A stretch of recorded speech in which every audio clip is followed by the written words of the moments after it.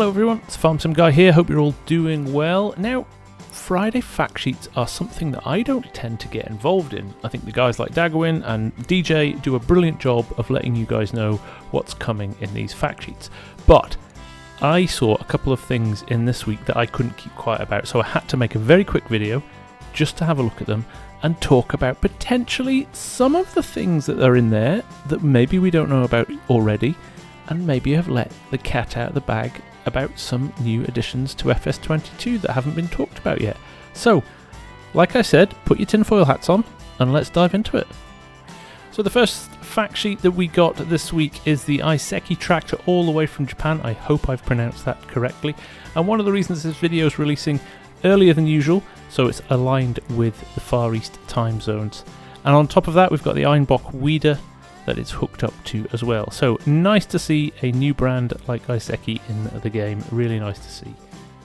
Then the second fact sheet we've got today is the Younghenrik forklift truck. Really nice little forklift there. And this really nice chrome profile liner curtain side trailer. I think a perfect addition to the game to help with the new production chains and loading and unloading stuff. So as you can see in the background there, we have got a sawmill.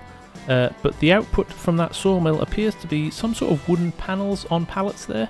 So again, part of the production chains and probably additional outputs to what we've had in the past from sawmills. So again, interesting to see, and I look forward to seeing and hearing a little bit more about what we can do with sawmills in FS22.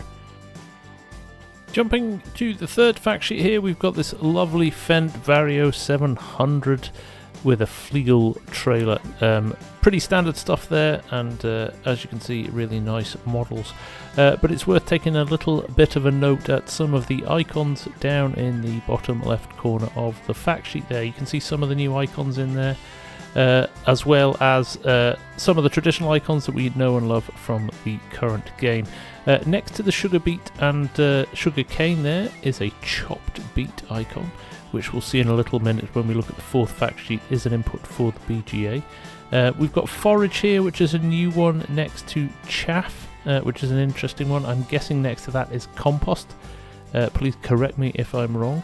And obviously we've got rocks down there that we know are a byproduct of picking them up from the field. And again, this one here next to the pig food is the new concentrate icon. So, good to see some of those icons in there and being used in these fact sheets. Now we know what some of those are. So, jumping to the fourth fact sheet, and the Pannier Lightwolf Agri-Power Leveler. Now, this looks a lot similar to the sort of thing you would see on the slopes of an alpine ski resort. A little bit of a piste basher, as they're known. Again, wouldn't look out of place on Erlengrat. But a nice, interesting addition there, a nice silage leveler. We've not seen something like that before, so that's interesting.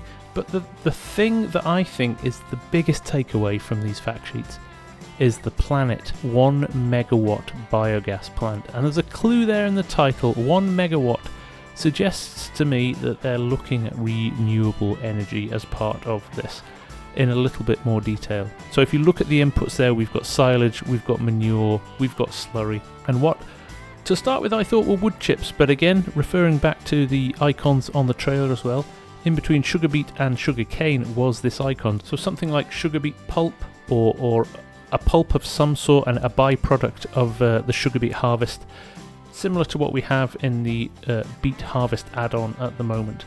But the thing that got me the most excited is the outputs. We've got 3 outputs here. We have got digestate, which we all know about and have in FS19. But then look at the other 2. We have got a battery there with an electricity bolt through it. And we have gas. Now, this is when it becomes tinfoil hat time.